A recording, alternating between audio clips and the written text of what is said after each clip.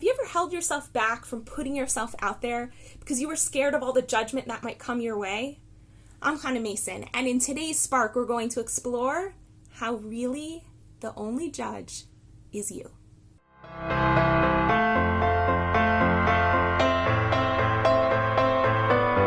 In my personal growth journey, I'd accumulated so many tools, particularly around inquiry, that it came to a point that I realized that it would be really helpful to write them down in an organized fashion for all of the coaches who'd come to me asking for feedback on how to facilitate inquiry better, and for my clients for whom I had to keep repeating the same concepts over and over again, and they could actually access them in a really easy to use way. So I decided, okay, it's time to write a book. And for those of you who know me for a while now, know that Hold That Thought is that book. But before Hold That Thought was like a real book that you could touch with a nice yellow cover and pages and all of that, it was just an idea. And I was scared to write it. I was scared to put my thoughts on paper because there were so many great people that I'd learned from. Byron Katie and Barry Neil Kaufman and Stephen Covey and Eckhart Tolle and Tony Robbins. And I was like, oh my gosh, I'm like this big compared to these giant people.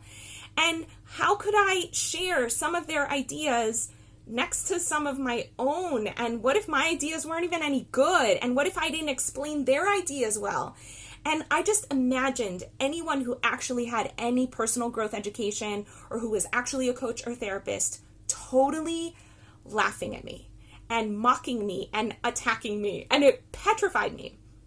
But somehow I just decided to feel the fear and do it anyway.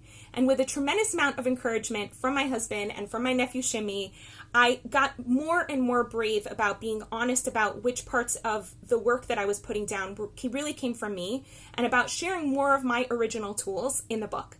And then I published it, and I was like so nervous. And then I did this really courageous thing and mailed it out to every single person who is a practitioner of the work of Byron Katie.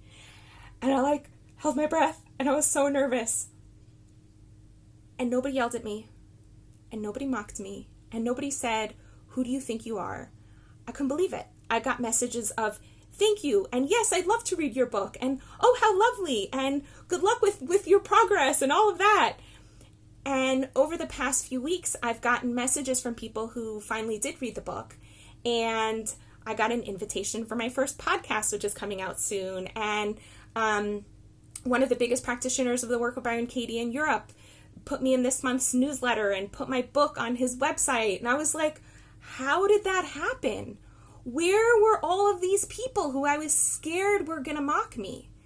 And it brought me back to thinking about one of my favorite chapters in this book, something that comes up all the time in my work with clients. And one of my favorite cartoons in the book, although they're all really good, so it's hard to tell, is for this chapter, The Courtroom.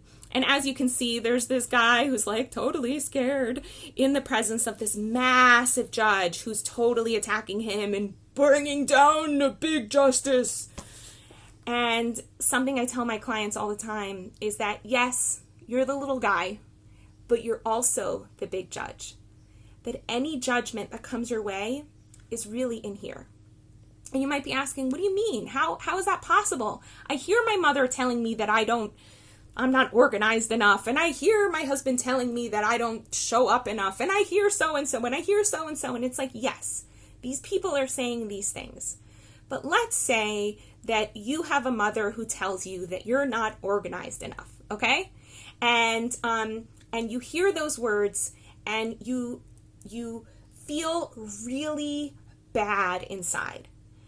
And then I were to ask you, what if there was a bum walking down the street and walked right up to you and said, and he's totally drunk and smells of urine and alcohol, and he's hobbling down, and he says to you, you're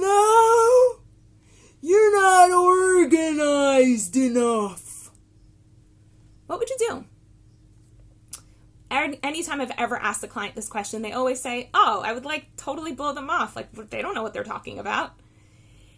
And it's true, right? We can easily see this person who we don't know, who's inebriated, doesn't have their life together, is really not in a position to tell us whether we're organized or not organized. They're really not in a position to tell us much of anything. But that's really the point, is that you are looking at this person and you're making an assessment as to whether you're going to take their words or not. And then you're looking at your mother and you're making an assessment as to whether you're going to take her words or not. And you take their words in or you don't, right? So you take her words and you use them as a tool to beat yourself up and say, oh, I'm not organized enough, right? The question is, who's doing the judging? You're judging these people. You're judging the validity of their judgments. You're bringing them in, and then you're attacking yourself with them. So who's the judge? Who's really hurting you? It's you. You could just decide that you're not going to take any of these people's words, or you could decide you're going to take all of them. And the cause of your discomfort is twofold, and I really want to spend a couple videos on this. So one of the reasons that you're uncomfortable is because the words that the person is saying, they're true. You might not be as organized as you would like to be. And when the person reflects back to you something that's true that you don't feel good about, it's so uncomfortable.